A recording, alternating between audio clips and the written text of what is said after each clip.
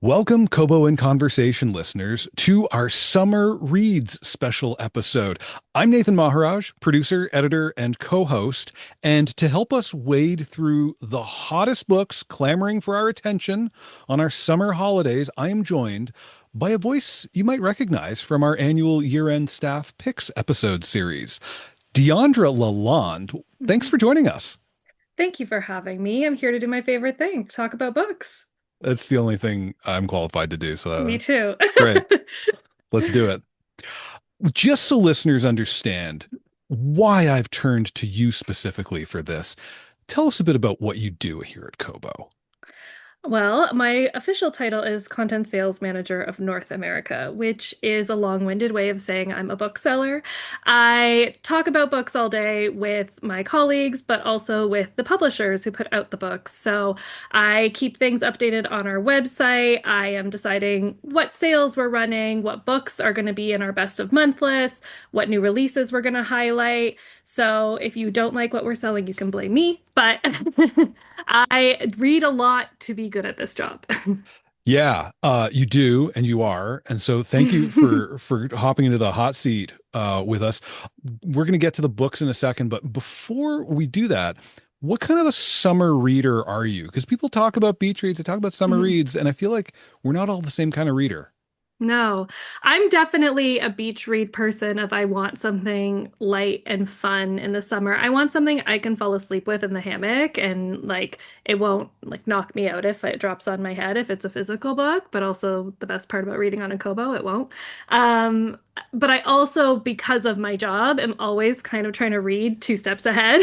So I will be dipping into my stack of books that I need to read for the fall season, but mostly reading light romances, the beachy typical reads. I'm not a nonfiction on the beach type of person. Okay, I am a nonfiction on the beach type of Yeah. person. You are the classic summer reader. Like Yeah. you believe in such a thing as the beach read, as the Yes. the lighter fare that we save for when the light is longer in the days. Yeah. Yeah. And I save the heavier books for the winter when I have nowhere else to be and nothing else to do. Wow. Yeah. Okay, that might be a little teaser for future installment of one of our conversations. Um, we're going to tackle this in a few chunks. Okay, hmm first, I'm going to ask you about books people may have heard of already this hmm year that they'd be well advised to finally tackle this summer. Yeah. Then we'll talk about books that are not out yet, or maybe they've just come out, and people are wondering if they should take them along with them on holidays. Mhm. And finally, we got to talk about Hollywood and summer reading. Yeah. So let's start with the beginning. What are the books that are buzzing already this year that So people are talking about and you think they do well to actually bring them along and get them read this summer? I think the book that everyone is going to have heard of or already read, but if they haven't, now is the time, is Yesteryear by Caro Claire Burke. Yesteryear is everywhere right now. I have people messaging about me about it at least once a week, like friends not in the book Yeah. world. Everyone and their mom is reading Yesteryear. I heard about it last year, and as soon as I heard the premise of a trad wife influencer wakes up in the 1800s and has to live this rustic life she has been portraying on her Instagram feed. I was sold and I could not wait to get my hands on it. And this book did not disappoint. I couldn't stop thinking about it while I was reading it. And once you get to the last 25%, you need to make sure you have nowhere to be, nothing to do, no one will bother you because you cannot put it down until it ends. I haven't read it partly because I just didn't want to spoil, like it was such a juicy premise and It's a great premise. and I just needed to be sure it was going to deliver because I didn't want to Yeah. waste, my precious reading time if it was only going to like get B minus there. hmm But it's more like A plus, it sounds like. Yeah, I mean, you spend half the book kind of like getting into the character, being like, what is happening? Then you spend the last half of the book being like, how is she going to land this plane? Like, she has to land it really good right now. And I personally think she did a great job. It's so good. It keeps you hooked. And the ending to me was like I don't know how else it could have ended. So it Mm, was great. Yeah. okay. Trad wife, speculative fiction. Noted. You also called to attention in our meeting ahead of this. You mentioned Anne Patchett, Whistler. She has a new Yes. book. Tell us Yes. about Whistler. Whistler is definitely more fiction of the standard variety. It's very character driven. Mm, It was fantastic. I actually finished it yesterday just in time for this call. And it was my first Ann Patchett. I'm ashamed to admit, but happy that I've read her now. wow. Wow. It's just a beautiful book. I feel like it's one I can't talk too much about because there's not, it is so character driven that Mm, saying anything about the plot might give too much away. But it's about like long lost family and the ties that bind throughout your yeah. life and all the different ways that people come in and out of your life over the course of years and people fall out and you come back in and it's really beautiful and you kind of fall in love with all the different characters. Yeah. Yeah. She can do that. She's Hmm. so good at those relationships you don't even think of, or like Yeah. the textures in relationships that we don't even think Yes. of. And this book is I haven't read it, so I can't, there's not much I can spoil, but I understand that it's a step parent relationship, Yes. which is one of Hmm. those interesting things because it's mediated by a parent. It's Yeah. such an interesting thing, and nobody writes about that, but Ann Patchett And did. it's the different like memories people have, right? And how they remember their childhood. Because it's a step parent from like when the main character was 9 is kind Yeah. of when they were in their life. And their younger sister, it's like 6 or 7 or something, and remembers even less. And so it's kind of them remembering these pivotal moments that really Mm, shaped this step parents relationship in their life. I think the way you said it, textured relationships, is a really good word for it because, yeah, then it brings in like how did the mom feel towards this step parent and all of that. It's really well done. So, yeah. and it was just named Indigo's top book of the year so far. So I think we're going to be seeing a lot of it in the coming weeks. It did just release a week ago, but I think over the summer, it's going to be one that you see more and more and more of. Yeah, she's great. She doesn't miss. She's my go-to. If someone's like, I just want a novel about just something. I'm like, I don't know. Do you like books? Because Ann Patchett writes great ones. Yeah. And I heard I read it, but she narrates this audiobook. And so Really? yeah, so I've read some reviews that she does an incredible job of narrating it. She has a wonderful voice, and I'm sure that's Mhm. great. The reason I'm surprised is because she's also got the Yeah. A-list on speed dial. Yeah. Like Yeah. Meryl Streep has narrated her Hmm. books, Tom Hanks. Like these are people who are not making their normal day rate for doing audiobook narration. They're doing it because Yeah. the idea of standing in a booth for however many hours and however many days it takes to read an Anna Patchett book actually just sounds like a good time to them. And it's okay that they're not getting paid what they get paid on a movie set. And then she was like, "Oh, so Meryl Streep did my last one. I'll just do this one. That's fine. I got Yeah, it." yeah, exactly. Exactly. Okay, there's a third one we wanted to There is a talk about third. that's already Yes. buzzing. So Yeah. tell me about the third one. Okay, I mean, this is classic summer read, but it is the new Carly Fortune, Our Perfect Storm. I am a Carly Fortune lover. I will read anything she puts out. As soon as I got my hands on this, I was tearing through it. Another one I couldn't put down. I have just, I have a problem saying it's my favorite of hers yet because I say that about all of them. So I don't think I actually have a favorite, but like Your favorite Carly Fortune book is her next book, always. It's always is, and she has yet to disappoint me. So, I'm still going to put faith in it. I do think it's going to be a very Carly Fortune summer because the TV series starts, I think, tomorrow, from when we're recording this, for every summer after. I think the TV series is called Every Year After. So Hmm. I think we're going to see a really big boom for all of Carly's books, but she's peak Canadian summer, no Hmm. matter where she sets her books. And you can visit coast to coast now because she's started in the Muskokas. She went out east to Prince Edward Island, and then this one is out west in Tofino. So you can really visit all of Canada from your own backyard with Carly. She is holding our country togetreally. Really. God bless you, Carly Fortune. What would we do without you?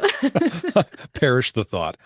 Carly Fortune, past guest on Kobo and Conversation as well. Yes. She was our first guest over Zoom when we first moved into our new office, Wow. and the recording quality is a little iffy, so I hesitate to put a link to that episode, but you should listen to it. It's great. She and Michael had a great chat, but it made me nuts to figure out how to record him in our new studio, our new office without a studio. Yeah. Okay, next segment. Mhm. What's on its way out? What's releasing now? What are the books hot off the presses, digital and otherwise, that you're excited about this summer? Yeah. So one that comes out at the end of this month, the end of June, is The Shampoo Effect by Jenny Jackson. Who's Jenny Jackson? Why do I know that name? What did she She write? wrote Pineapple Street. Okay, That was a so few years ago. Yeah. so tell us about the shampoo effect. What makes her sophomore effort? It is her sophomore effort. Yeah, it's her Pineapple Street Yeah. was her debut. Yeah, I think honestly, it's the cover for me. It's like a real, it screams beach read because it's literally a beach on the cover. So it's in Massachusetts and it's very, I feel like her books are pretty like waspy, that sort of vibe, and just kind of like fun, sexy summer reads. And yeah, this one I'm just looking forward to it because it looks like the perfect beach read. I love it. We're allowed to do Yeah. that. That's Yeah. what beach. You can do that in the summer. We're Yeah. not earning a PhD here. Yeah. Just pick up a book because it looks fun and it can be your summer fling. Exactly. There's a new Maggie O'Farrell that also came out last week. That one I'm looking forward to. The So, Land Land, or yes. Land, not I the think land, Land. Land, yes. That one will be, I mean, another one where no matter what she writes, it's going to be great. So we can't go wrong there. What I'm currently reading that is brand new this month is called The Open Era by Edward Schmidt. And that one, it's like heated rivalry, but for tennis. That's a good hook. I like it. It's fun. I was watching some of the French Open last week. This one takes place around the US Open. That's at the end of summer. So, you have all summer to get into it. If you're a Mhm. tennis lover, it's a lot of fun. And another great summer read because it takes place in the summer. I understand Leanne Moriarty, author of Hmm. Big Little Lies, is returning to Yes. some fertile territory. She's got a new book coming out. We've got Big Little Truths. That one is coming out the end of August. So that's where I hesitated to call it a summer read Ooh, because it's right at the end of that's your Labor summer. Day weekend read. That's But like that is, you ring the yes. last bit of summer out with that one. Yes, exactly. So again, big Leanne fan here, read everything she's put out. I've already begged my contacts at the publishing house the second they can give me anything, I want it. Yeah, it's her first ever sequel because she usually writes standalones, but Big Little Lies is that big that she decided to revisit the women of California in the show. It's in Australia in the book, but she decided to visit those women. I believe it's 10 years later. So the kids are all in high school now, and it's dealing with the pressures of being a parent of a teenager in this day and age, and with the cleverly named title Big Little Truths. So that one I cannot wait for. And we're bidding a farewell to some beloved characters this summer Yes. as well. Alice Oseman is wrapping up Heartstopper. We have Heartstopper number 6. That one will be in July, and I feel like Kobo needs to set up its own little book club for that because there's so many fans at Kobo of the There are a lot of Heartstopper fans. series. There are a So, lot of fans. yeah. Publicist of Alice Oseman, if you're listening, hit me up. We'd love to have Yeah. you on the show. We're Oh my gosh. yeah, That would be the busiest office day ever. we'll be totally normal about it. Yeah, Even though very. it can be over Zoom, but I can't promise people won't crash our Zoom room just to listen in. Absolutely. So Heartstopper 6 ends the book Mhm. series. Do you know how it lines up with the Netflix series, which I think is also concluding with a movie this summer?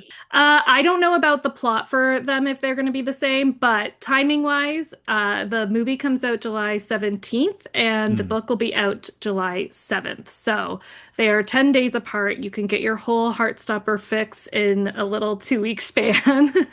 Or you can spread it out over summer if you want to. You can take your time with it. Maybe revisit the whole series once it's all out. Yeah, that's Yeah. that's the way to do it, I think, Yeah. for sure. Okay, Hollywood. Yes. Obviously, every summer, big Hmm. movies show up. Hmm. Often movies come from books. Hmm. Probably a little rarer that the big summer ones come from books, unless I'm missing a Philip Roth's Transformers series or something. Michael Bay has been tapping into John Updike or something in a way I haven't noticed. I'm so dated talking about Transformers and Michael Bay. This summer, is Hmm. Christopher Nolan going to make us all read the Odyssey? Yes, I am going to be the first, not the first, not the last to tell you that yes, everyone will be reading the Odyssey this summer. And I know I said I'm a classic summer reads person, but I am also going to try and tackle the Odyssey this summer for the first time. I'm thinking I might do audiobook in Mm, the tradition Homer was blind. Homer narrated yeah, it anyway. So like, let's not be chumps and sit on our butts and read it because it's not that's how it not was done. that's not how real ones do it. No. No. You know what? That is a good point. That's a smart way to do it. So maybe I will do that too. But some way or form, I'm getting through the Odyssey. And so are a lot of people. That's I everyone I talk to is like, I'm gonna try and read it before the movie comes out. But suddenly the movie is a lot closer than it was like 3 months ago. So so like time's running out. Yeah. Yeah. Yeah. There's a book about Hollywood that Hmm. also has just come out by an author I had not heard of before. Tell us Hmm. about Rashid Newson's novel, There's Only One Sin in Hollywood. This one sounds so much up my alley. Yes, I think it is up your alley. It's up my alley too. I'm really looking forward to reading it. It takes us on a journey into the queer history of Los Angeles. So it is historical fiction. We follow a young black star in Hollywood who kind of takes the industry by storm in the 1950s, kind of this rival to Sidney Poitier. And it's very like, Hollywood, it's calculated. Yeah. And yeah, and then when he dies at the height of his fame, there's a backlot fixer who needs to help the studio stars say that help this studio star secret stay in the closet as long as humanly possible. But he's ready to expose the powerful culprits that are responsible for his untimely death. So a bit of a mystery thrown in there, but also kind of tackling these bigger issues within Hollywood. I mean, Yeah. currently too, but Yeah. especially back in the 1950s. Yeah. And because it's a time in Hollywood, not everybody knows this. This is like Hmm. there was a time when a whole bunch of actors were gay, and you just and nope, Hmm. like it was known in Hmm. Hollywood. It was known in the industry, but Hmm. it was hidden. Yes, exactly. It's that behind the scenes of the Hollywood like golden era and how it wasn't so golden behind those scenes. So Yeah. if you're interested in that, this definitely like ticks those boxes. Oh, I'm into it. Yes, for sure. Hmm. What if after all of the books Hmm. we've talked about, someone they don't want to decide between any of these things. They don't want to look at a list of books. They just want a bookseller to tell them what to read, just to put the book in Hmm. their hand and send them off on vacation. What's a book you might do that with? So the book that I have been recommending and like hand selling to a lot of my friends this year, uh, it's actually one in a series. The translation came out a few years ago, but it's called On the Calculation of Volume. And there will be 7 books total in this series, but they are slim little volumes. Okay. There are 4 out so far, and the premise is one that I am normally very anti, which is the Groundhog Day premise of a woman basically gets stuck on one day in November and can't leave that day. So she has to live this same day over and over again. And normally when I see that, I'm like, absolutely not. That sounds horrible. And this book proved me wrong. Maybe I am into that because I was hooked on this book. It's a nice summer read because it's kind of meandering storytelling, but it also digs deeper into like the meaning of life and time and aging and relationships and yeah, what do you do if this happens to you? Like you can tell people, but by tomorrow they're gonna forget. So it kind of takes all of that where like how do you get out of this? Or how do you move them through the same 18th of November over and over and over again. It's really beautiful. I've read the first two volumes now. I'm kind of like, I take little breaks between them. It's a great way Mm. to make your way through a story. It's really nice that it's being published in these segments. And the fifth book will be out later this year. So the fourth one just came out in April, but it's really incredible story writing. I recommend it highly Tell to us anyone. tell us again what the title is. It is On the Calculation of Volume. I'm gonna tell the listener you need to know this is not a book. I thought like Deandra gave she gave the title and I was like that's not a Deandra book at all. No, it is not. And I really had to, well, I was trying to think outside the box. I was like, anything else I say, if someone's already read all the other books and isn't interested in all the other books I've listed, I think this one will be something that Okay. can hit that mark. Yeah. Okay. Yeah. Well, there you go, listeners. Off you go. You got your assignment. You've got your reading. Just go read. Just even if you don't ignore all these books, please, Yeah. please just read. There are so many good books that came out this year and are coming out for the rest of the year that like the options are endless. Narrowing it down for just this was hard enough. So there's plenty to choose from. There is. I'll have a link to a whole page where we're featuring some of Mhm. our summer picks as well. That's in the show notes. But just to close, Deandra, thanks for this. Thank you. This was so fun. We will be back in your feed real soon with more great author interviews. Maybe Deandra will come back too. Maybe. Could happen. But for now, thank you for listening. Thank you.